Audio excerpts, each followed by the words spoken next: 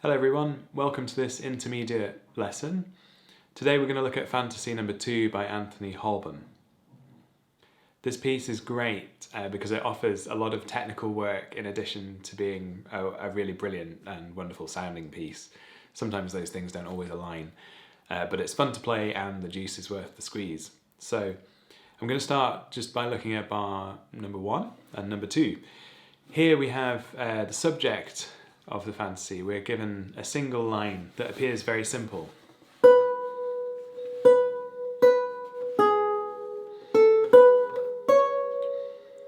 And I think the temptation for most lute players, including myself, is to go, great, this is really easy, I'm going to play this really fast. But I would advise you not to do that, because as you'll see, the page gets darker, there are more notes lower down on the page, and it gets trickier. So we just often can't start at the speed that we might want to, or we might be inspired to by the first couple of bars. So what I suggest you do is find a bit of the piece that might seem difficult to you. For me, certainly the section around bar 32, we've got lots of chords.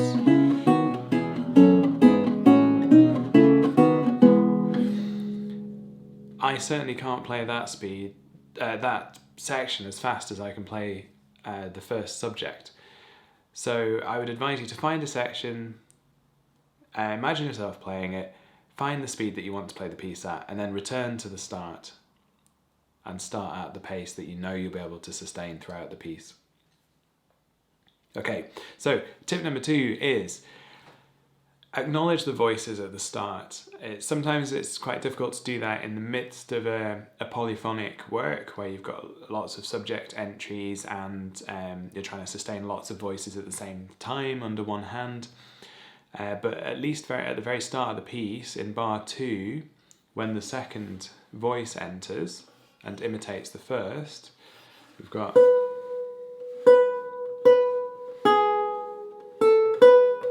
then the second voice,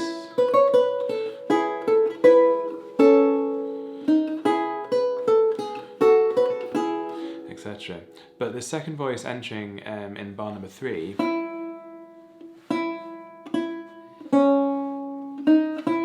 it's really good to try and make that sound distinct, as though it was another person, an alto, coming in and starting to sing at that point. So the more you can differentiate those voices and make them sustain their own line, the better. And a technical way to do that in bar 3 is simply just to hold on to the note. So hold on to that F, the written D sounding F, whilst you're playing all of that treble part.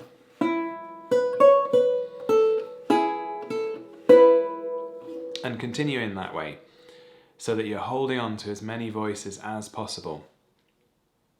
Okay, on that note, tip number 3 is in bar 5, 6, 7. Bar 7.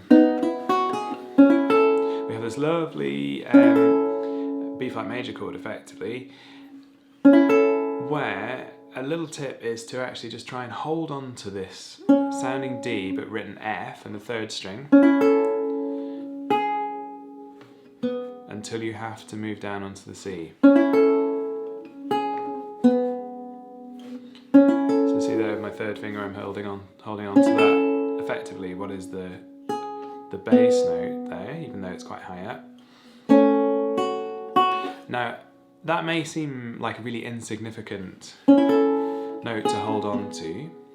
Technically it's a little bit trickier to work that way, but what you'll find is that if you pay attention to that sort of resonance and the sustaining of those important voices throughout the piece in those micro ways, it smooths out the entire piece and stops it sounding maybe a little bit snatched sometimes. It's possible to play this piece in quite a snatched way where you lose this sort of aura of polyphony that in some cases you might want to create. And I'll leave that up to you, but that sort of trick is a really good way to get that feeling of sustain. Great, so tip number 4 is bar 12. This is another technical one. So here we want to sustain, I'll just play into it. And that's the start of bar 4, we have a D in the bass, we've got a B flat on the top, and then we play in thirds. Now, that might be tricky enough without holding on to the bass, but what we really want to do is hold on to the bass note, the D in the bass. Now, I do that by holding on to the D with my first finger, and then for me I start with my fourth finger, but each to their own. Choose your preferred finger, and then strike each third together and really hold on to that bass note. The smoother you can get that, and it should sound incredibly easy despite it being a little bit tricky. Okay? And the reason we do that is because if you don't do that, it sounds really empty in the bass.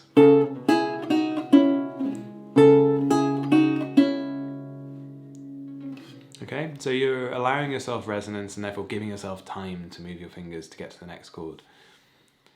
Great. Tip number 5 is bar 15. We have a lovely English cadence in there. And it's another technical thing, I'm afraid, where we're trying to just hold on to a bass note for as long as possible. So we've got this G. Now it's written C on the F string, but sounding G.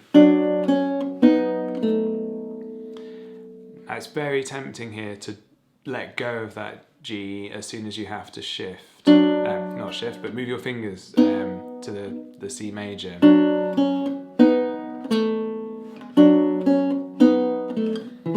Really tempting to do that, but if you can hold on to the G, you'll hear that G to F in the bass. Okay, and the way I do that is by using my third and fourth finger whilst holding the G on my second. So it might look like my fingers are performing some sort of claw feat, but they're actually not moving very much. But it's an easy one to miss out, and that G is really nice if you can sustain that into the F major chord. Okay, so tip number 6, moving on. This is bar 16. Here we have a really important tenor line.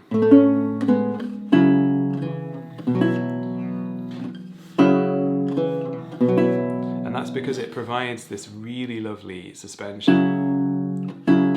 What a nice chord. That's a D, a G, and an F.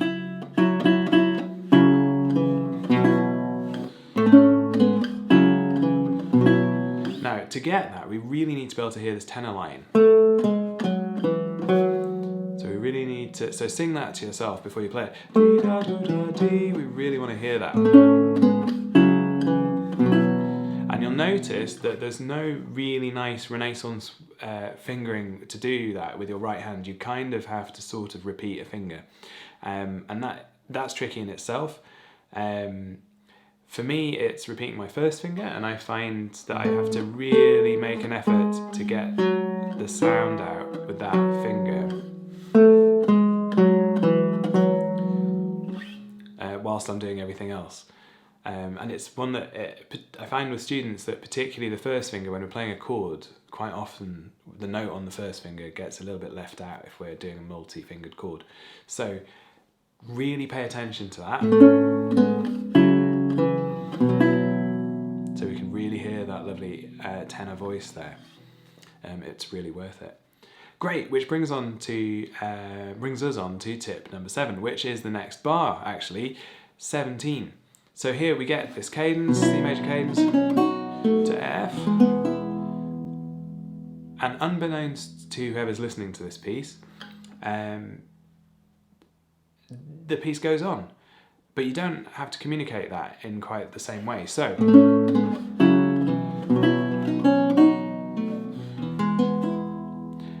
the reason I'm talking about this is just because it's a point of collection. It's a reduction of tension in the music, and you have a moment to convince your audience that either the piece is finished or it could just go on. You've got microseconds to do this.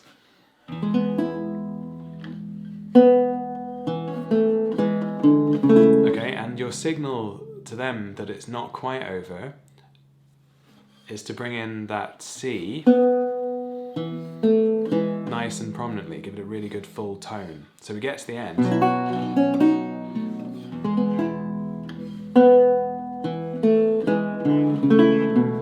So I'll describe what I'm doing there. I am playing the cadence, soft on the flat 7th there, into the F major chord, which we play softly, so we're diminuendoing into the end of the cadence. So we've got the tension, and then soft into the cadence, and then I'm starting again, going, actually there's more to come.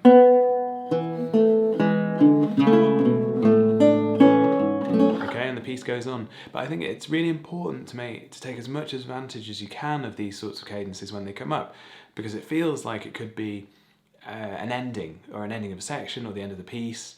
And it's a moment where you can have a little repose and think, okay, we've got to the end of something, but here's a bit more. And it's a moment where you take control of the narrative in the piece.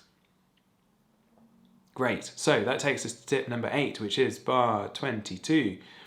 Now here, this is a fairly technically tricky bar. And what we're going to talk about is that bass line. It's really hard to not arpeggiate every single chord in this bar. And there's a few bars later that we'll talk about for that as well. But here we've got a descending bass line, B flat, A, G, do, do, do, which needs to be looked after. But because here Holborne clearly wants this B flat major, the upper parts of this B flat major chord, to be sustained, he writes it on the F string below. Okay? Therefore, we need to hang on to those notes as much as possible. Okay? So, from the start of the bar. So, we need to really hear. Practice that separately if you can. So play and make sure you can hear the treble with that bass note. And know that the bass line is just descending. It might look a bit funny in the tablature, but it's just going down. Okay?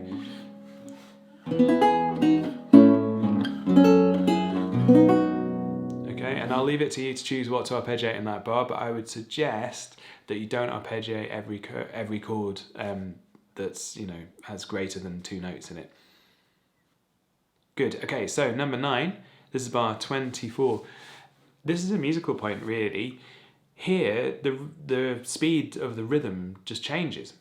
That's not to say the tempo or the speed of the piece, but the rhythm suddenly halves in speed. We've been moving along at a fairly consistent quaver pace. Everything's moving this sort of speed. Okay? And then we get to bar 9 and it suddenly goes, actually everything's going to go half that speed.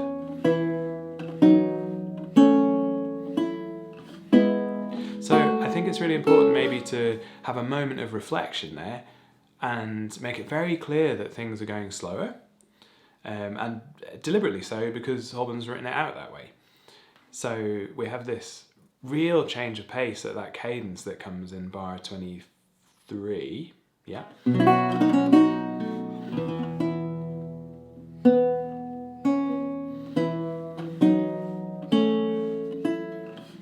that might be an opportunity to play softly or just really sustained until the quaver movement starts again there in bar 27. And that for me has a real feeling of something opening, and it's really nice to accentuate that against, coming from this much slower moving pace. Great, so the next thing is tip number 10, and that is in bar 29.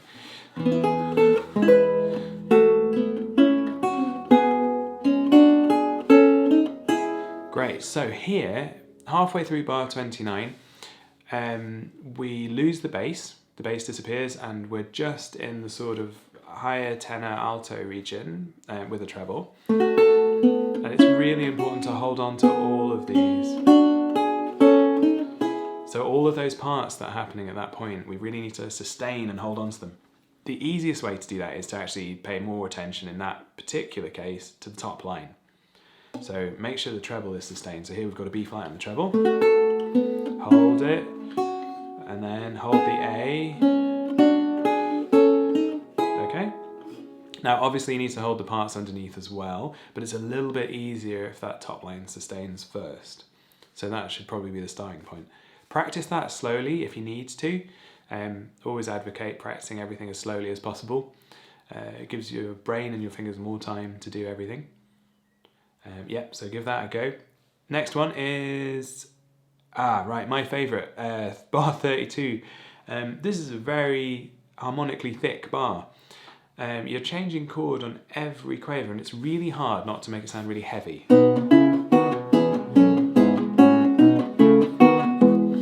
We really want to make it sound smooth and easy.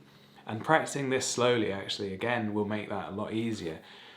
But we can also just make our movements very accurate and fairly short. And that's not to say that we should play short, but the movement in our left hand needs to be as succinct as possible.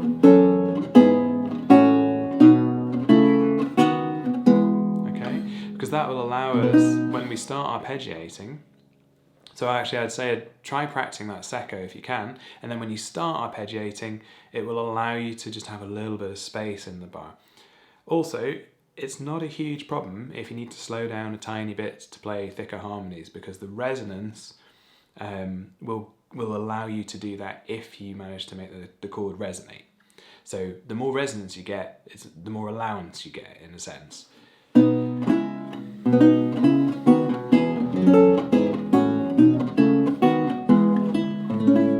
Okay, so take your time with that, find the chords that you'd like to arpeggiate and really aim for resonance as much as possible. Okay, tip number 12. This is bar 35 and it's another musical element. Suddenly we've got another one of these cadences, and then as opposed to the previous two cadences, meeting points, the previous two we start on a C halfway down the instrument in the sort of alto range. Remember those? And we've got another one here.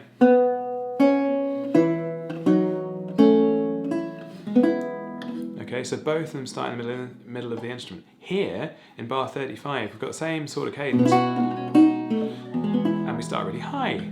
Same C, up the octave. And then we have these dotted rhythms, which have not really played a huge part in the piece apart from the subject when it started. Remember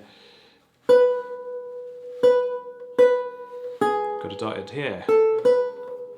So we've got a dotted rhythm at the start, and then the majority of the rest of the time we're playing pretty constant quavers. And obviously if you did write those out in separate parts there would be dots, but here in bar 35 we have something really deliberately dotted.